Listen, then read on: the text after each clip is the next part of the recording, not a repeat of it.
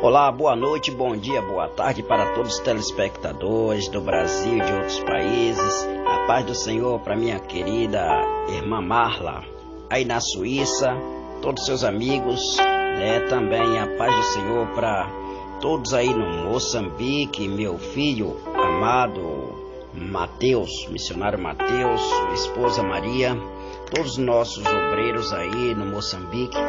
Quero mandar a paz do Senhor para todos aí na Bahia, em Porto Seguro, todos os membros da Igreja Assembleia de Deus Pentecostal Unido por Cristo, obreiro, congregado e agregado. Mandar um abraço especial para o povo do Rio de Janeiro aí, nossa querida irmã Ângela, Clóvis e todos aí do Rio de Janeiro. Mandar um abraço para todos os países a qual assiste essa programação. Mandar um abraço para a amiga de Marla, que está aí na Itália, na Suíça, em vários lugares que ela tem amiga, na Turquia também. E quero mandar um abraço especial para todos os estrangeiros que moram em outros países. E eu venho trazer uma palavra forte junto com uma oração de libertação. Está no livro de Mateus. Eu gostaria que você também acompanhasse, pegasse a Bíblia quando recebesse a oração e acompanhasse também, para poder vocês saber que o que eu falo está lá na Bíblia. Então nós vamos hoje o livro de Mateus, capítulo de número 17, versículo 17. Quem era Mateus? Um publicano que Jesus chamou para ser seu discípulo, um dos seus discípulos, a qual ele trabalhava na coleteria ali para o Império Romano. Quando Jesus passou, viu Mateus e falou: vem e segue-me. O que me chama a atenção é que Mateus não tinha um crachá identificando qual era o seu nome, mas Jesus sabia o nome dele. Então Mateus, que quando Jesus chama ele, logo em seguida ele dá um banquete para Jesus e a multidão, E Mateus, ele vai escrever, o primeiro evangelho, de Mateus, chamado sinótico ou sinético, que é semelhante, aos outros evangelhos. E nós hoje vamos fazer leitura desse texto. Esse texto é muito forte, porque esse texto, ele não só relata dos discípulos de Jesus, como também fala de Jesus, fala de Moisés e de Elias. Esse texto, ele começa quando Jesus chama Pedro, Tiago e João para subir para o monte chamado Monte da Transfiguração. Foi o monte onde Jesus se transfigurou diante dos seus discípulos. E Jesus chama Pedro, Tiago e João para esse momento de oração. Quando Jesus sobe para o monte, Pedro, Tiago e João, como sempre, eles acabaram dormindo. E quando eles dormiram, que assustou daquele sono, Pedro, ele vai ver aquela visão de Jesus se transfigurando. E ele vê também, acompanhado de Jesus, também Moisés e Elias. E quando ele vê aquela visão, ele fica atônito, ele fica ali regozijado, espantado e ao mesmo tempo alegre, feliz. Então, quando ele vê aquilo ali, aquela cena, Pedro diz: mestre, bom estar aqui convosco. Se quiser, façamos 3 tendas ou 3 tabernáculos, uma para ti, uma para Moisés e outra para Elias. Imagine que situação que Pedro se deparou, Então nós estamos diante de uma palavra maravilhosa, a qual vamos falar da cura, da libertação. Não foi uma cura normal, foi uma libertação muito forte ali do jovem lunático, que tinha um espírito, para quem não sabe, nos dias de hoje, traduzindo no português, lunático é a pessoa que sofre com ataque epilético. De repente você vai ser alcançado por esta oração que tem esse espírito de ataque epilético. É o momento de você entrar num propósito, ouvir esta oração com atenção e entrar nesse propósito para receber a tua cura, o teu milagre, a tua libertação. Então, Jesus ali com seus discípulos, quando os discípulos se deparou com essa situação, o negócio ficou feio.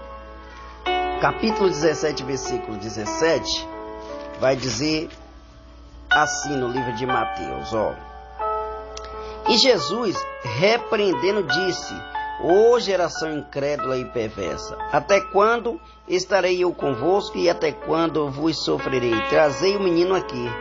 E no versículo 18 vai dizer assim: e repreendeu Jesus o demônio que saiu dele, e desde aquela hora o menino sarou. Jesus repreendeu o demônio e na mesma hora o menino sarou. Tinha que expulsar o demônio. Só que Pedro, Tiago e João, ele estava com Jesus, mas não sabia, não tinha. Quem sabe ele tinha até uma vida com Deus, ele vivia junto com Jesus, buscando o tempo todo. Só não tinha costume de jejuar, mas de repente ele não tinha experiência que caça de demônio, só expulsava com jejum e oração, ou faltou nele o discernimento de espírito. Eu creio que de todas essas teses, o que faltou em Pedro, Tiago, João, foi o discernimento de espírito, para saber que aquele espírito que estava ali não era um espírito qualquer. Jesus vai dizer, e essas castas de demônio, no versículo 21, só se expulsa com jejum e com oração, não é de qualquer jeito. Então eles mandaram o demônio embora, o demônio não foi. Mas vamos nos aprofundar mais esse texto? Vamos lá. Jesus disse que eles eram incrédulos. Opa, incrédulo? Ele fala literalmente. E nós vamos ver o significado dessa palavra incrédulo, né? A palavra incrédulo significa desleal e inconstante. Eles foram culpados por não seres completamente dedicados a Jesus, mas ainda eles o chamam de geração perversa. E aí piora mais, né? O que significa perversa? Aqui a palavra perversa significa deixando de lado, né? Talvez ele deixou de lado muitas coisas que ele poderia estar mais dedicado, como o ensino, como se dedicar mais a ter buscar o discernimento de espírito, a jejuar, enfim, porque até na oração eles dormiam, né? Os discípulos se interessavam mais por outras coisas do que pelo reino de Deus.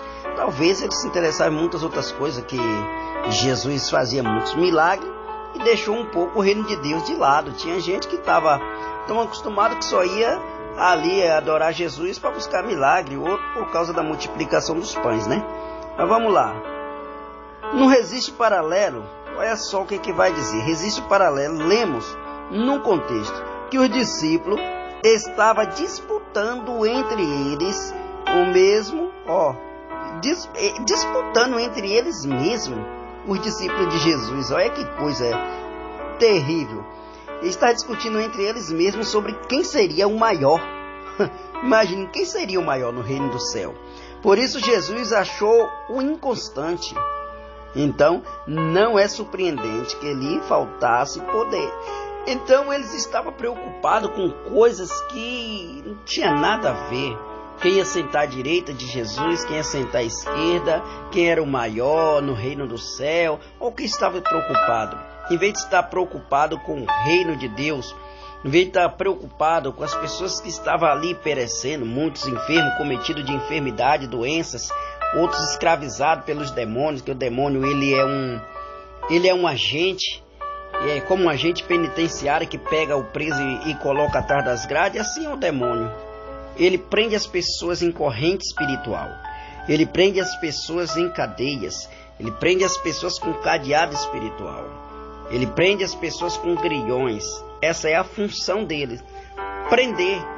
Mas ele tem 3 papéis que o diabo veio fazer. O que ele veio fazer? No livro de João capítulo 10, versículo 10, vai dizer que ele veio para roubar, matar e destruir. E o que Jesus veio fazer? Jesus disse que veio para trazer vida e vida em abundância. O que mais que Jesus veio fazer? No livro de 1 João, capítulo de número 3, versículo 8, vai dizer que foi para isso que se manifestou o Filho de Deus, para desfazer todas as obras do diabo. Por quê? A Bíblia vai dizer que aqueles que cometem pecado é do diabo, porque o diabo, né, ele desde o princípio, ele vive pecando, nunca se firmou na verdade. É forte nessa palavra, né? É muito forte, mas infelizmente é o que a palavra de Deus diz, né? Então, o diabo ele veio para roubar, matar e destruir. Então, como eu falei para vocês que no 1 João, capítulo 3 e versículo 8, está escrito assim, no livro de 1 João: quem comete o pecado é do diabo, porque o diabo peca desde o princípio. Para isso o Filho de Deus se manifestou, para desfazer todas as obras do diabo. Foi para isso que Jesus se manifestou.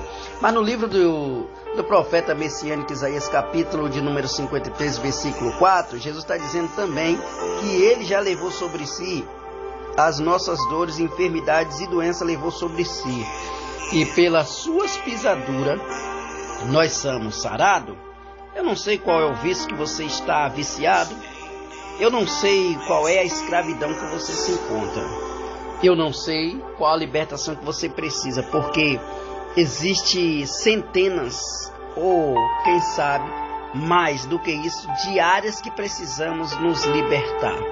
Vou citar algumas delas aqui, talvez muitas, mínimas das mínimas, mas para um servo de Deus, mesmo verdadeiro e que quer dar o céu, existe muitas coisas, como a mentira que para muitos acha que é uma coisa normal, a forma de se vestir, a forma de falar, a forma de se comportar, né? Negar Jesus em alguma situação ou aspecto, quando está no meio de certo tipo de pessoas, nega que é evangélico. Existe aquele que compra e não paga, existe aquele que está no engano, existe aquele que está na prostituição, existe aquele que está no adultério. Existe tanto tipo de libertação. Existe a libertação do medo, existe a libertação de tanta coisa, existe a libertação do vício, das drogas, da bebida, da masturbação, de muitas coisas, do cigarro. Existe muita coisa. Tem gente que é viciada até no que comer, no que beber, é viciado. Um exemplo, a gente fala: eu sou viciado em coca, eu não vivo sem coca. Outros falam: eu sou viciado em café, eu não vivo sem o café, porque se eu não beber o café me dá dor de cabeça. Tudo isso é vício. Tem gente que não é viciada, mas tem gente que tem o pecado da gula, ele tem ali a glutonaria, que é mais um pecado. Se eu fosse dar uma lista de pecados, mais ou menos no livro de Gálatas 5:14 ao 22, ao 21, você ia ver que seria um bocado que são chamados de obra da carne, e é aquilo que condena o homem. Mas vamos orar pela misericórdia do Senhor, para que Ele venha nos libertar, nos dar força para poder nos libertar, porque o querer e o efetuar é de Deus, mas se a gente não querer dar espaço para Deus trabalhar, Ele não vai trabalhar. Então, talvez muitos ignorem, né? Talvez por o que eu estou falando de santidade. Muita gente acha que só aceitar Jesus, colocar a Bíblia debaixo do braço e ir para a igreja, isso salva ninguém. Isso não salva, né? Tem gente que está dentro da igreja há 100 anos e se Jesus voltar é capaz de ficar. Se a gente não se converter verdadeiramente, nós não vamos ser salvos. Então, a salvação, ela é algo muito... que exige muito de nós. Se você ler no livro de Mateus capítulo 7, versículo 13 e 14, a Bíblia vai falar de dois tipos de porta, a porta larga e a porta estreita. A Bíblia vai dizer, Jesus dizendo: entrai pela porta estreita, porque larga e espaçosa é a porta que conduz à perdição, e são muitos que entram por ela. Então, estreito é o caminho, né, que conduz à salvação. Então, no céu não entra pecado, não entra bagagem. Vamos orar? Você que tem vício de cigarro, quando você for receber esta oração agora, você que usa droga, maconha, você que é viciado na pornografia, prostituição, curve a sua cabeça e se entregue mesmo e fala para Jesus: Jesus, o Senhor já me comprou com sangue na cruz do Calvário, e Satanás não tem mais poder sobre a minha vida pertence ao Senhor. Você vai falar isso, declarar, para que o diabo abandone a tua vida. Vamos orar? Santo de Israel, bendito da minha alma. Deus querido, Deus amado, o Senhor amou o mundo de tal maneira que deu o seu único Filho unigênito, para todo aquele que nele crê não pereça, mas tenha vida eterna. Meu Deus e meu Pai, o Senhor deu o teu Filho para derramar o seu sangue, para nos comprar das garras da morte. O Senhor venceu a morte, venceu os grilhões da morte. Meu Deus e meu Pai, o Senhor falou: está consumado. O Senhor falou que levou as nossas dores, enfermidade, doença sobre ti. O Senhor falou que foi para isso que o Senhor se manifestou manifestou para desfazer todas as obras do diabo. Meu Deus, todo espírito de vício, de masturbação, de prostituição, de adultério, de mentira, de roubo, de assassinato, de cigarro, de maconha, de bebida alcoólica, vai queimando agora, vai libertando este homem, esta mulher, meu Deus e meu Pai, desse mal agora, vai desalojando da vida dele, vai desalojando da vida dela. Jesus, o diabo não aguenta fogo, queima esses demônios aí agora, vai queimando agora, do alto da cabeça até a planta dos pés, também vai quebrando agora todo e qualquer tipo de obra de macumba, feitiçaria, voodoo, magia negra, bruxaria, olho grande, inveja,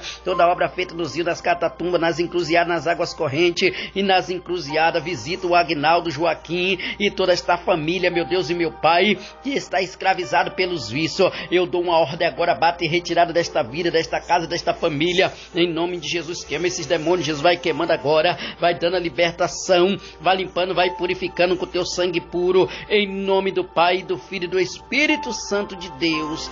Amém. Amém. Que Deus em Cristo te abençoe com toda sorte de bênçãos. Você que vai ser alcançado por esta oração, aproveite, dê um like de gostei, né? Compartilhe com seus amigos o máximo que você puder. E se você que vai ser alcançado através de alguém nessa oração e ainda não é inscrito, aproveite e se inscreva, né? Não custa nada, só apertar aí do seu lado direito, embaixo tem um nome preto, se inscrever-se. Aperta ali, quando você apertar vai aparecer um sininho pretinho. Você aperta nele para não perder nenhum conteúdo. E do seu lado esquerdo você vai encontrar também uma mãozinha com o dedinho para cima de gostei. Dê um like de gostei e Deus te abençoe e até amanhã.